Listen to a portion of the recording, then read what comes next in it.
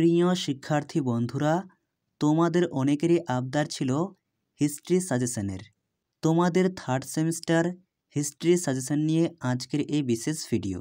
আজকের ভিডিওতে যে প্রশ্নগুলি রাখা হয়েছে, এই প্রশ্নগুলি তুমি যদি এখন থেকেই খুব ভালো করে রেডি করো, তাহলে এখান থেকেই সমস্ত প্রশ্ন পরীক্ষায় 100% নিশ্চিত কমন পেয়ে যাবে। তাই ভিডিওতে বলা প্রশ্নগুলি অবশ্যই তুমি খাতায় লিখে নাও। ভিডিওটি স্কিপ না করে প্রথম থেকে শেষ পর্যন্ত দেখতে থাকো।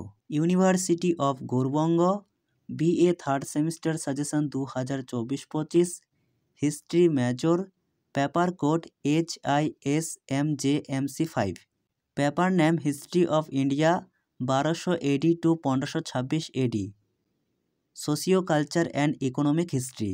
তোমাদের লিখিত পরীক্ষা 40 নম্বরের হবে এবং পরীক্ষার সময় থাকবে 2 ঘন্টা।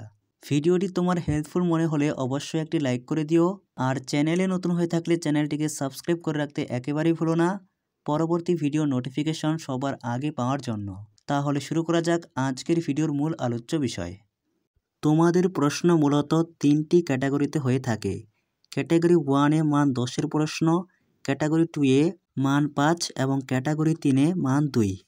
ক্যাটাগরি 1, যেখানে তোমাদের মান 10-এর 2টি প্রশ্ন লিখতে হবে। মোট 4টি প্রশ্ন থাকবে, এর মধ্যে থেকে যে কোনো 2টি লিখতে হবে। প্রত্যেকটি প্রশ্নের মান 10। 1. ইলতুৎমিশের অধীনে দিল্লি সুলতানের সম্প্রসারণ ও দৃঢ়করণ বর্ণনা করো, অথবা ইলতুৎমিশকে কি দিল্লি সুলতানের প্রকৃত প্রতিষ্ঠাতা বলা যায়, ব্যাখ্যা করো, অথবা দিল্লি সুলতানি সাম্রাজ্যের সুদৃঢ়করণে ইলতুৎমিশের ভূমিকা লেখো।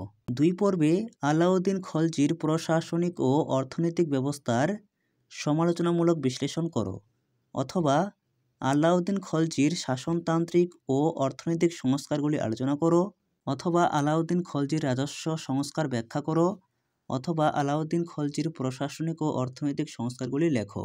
3 পর্বে বাংলায় হোসেন শাহী শাসনের তাৎপর্য বিশ্লেষণ করো বা বর্ণনা করো। 4.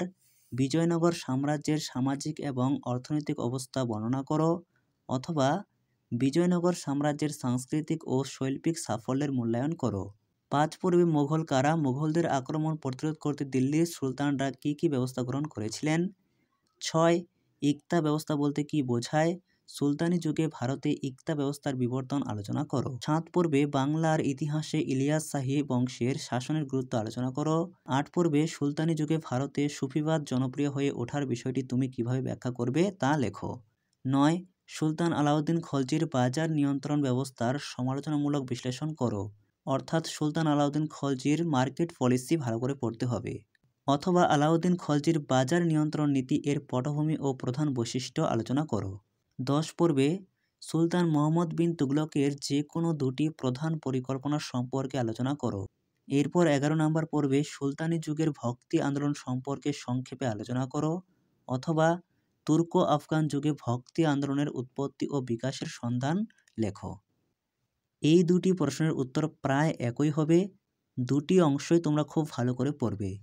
12.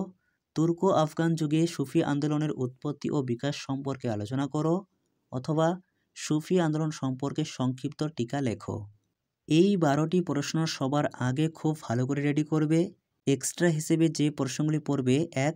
সুলতানি আমলে বিজ্ঞান ও প্রযুক্তির উন্নয়ন বিশ্লেষণ করো। 2. তুর্কো আফগান আমলে নগরায়নের একটি বিবরণ দাও। 3. সুলতানি আমলে অভ্যন্তরীণ ও বাহ্যিক বাণিজ্য সম্পর্কে একটি টিকা লেখো। এরপর ক্যাটাগরি 2, যেখানে তোমাদের মান 5-এর প্রশ্ন লিখতে হয়। পরীক্ষায় মোট 4টি থাকবে, যে কোনো 2টি লিখতে হবে 10 নম্বর। এই প্রশ্নগুলি তোমাদের মূলত টিকাধর্মী আসে।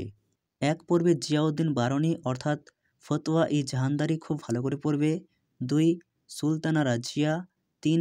সুফি আন্দোলন। 4.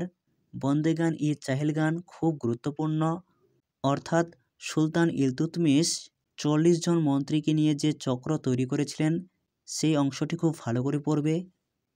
5. আমির খসরু। 6. কবুলিয়ত ও পাট্রা। 7. অষ্টদিগ্গজ। 8. কবির। 9 পর্বে নায়স্কর ব্যবস্থা। 10. মাহমুদ গওয়ান। 11. ইলিয়াস শাহী ও হোসেন শাহী রাজবংশের অধীনে বাংলা সাহিত্যের বিকাশ। 12 পর্বে ইবন বতুতার রিহলা। 13. চিশতি সিলসিলা খুবই গুরুত্বপূর্ণ। 14. সুলতানি আমলে বাংলায় হিন্দু মুসলিম। এরপর 15 পর্বে ইকতা ব্যবস্থা বলতে কী বোঝো। এরপর 16 কবির, 17 বৈষ্ণব আন্দোলন, 18 পর্বে ইকতাদার। এরপর 19 সালতানাতের করনীতি, 20 এবং সর্বশেষ পর্বে খলিফা। সামনে যেহেতু তোমাদের পরীক্ষা, তাই এখন থেকে এই প্রশ্নগুলি পড়া শুরু করে দাও। এছাড়াও তোমার কলেজ কিংবা টিউশনের শিক্ষক শিক্ষিকারা যদি অন্যান্য কোনো প্রশ্ন বলে থাকে, সেগুলিও তোমরা গুরুত্ব সহকারে পড়বে। এই ছিল তোমাদের বিএ থার্ড সেমিস্টারের হিস্ট্রি মেজর MC5 এর সম্পূর্ণ সাজেশান।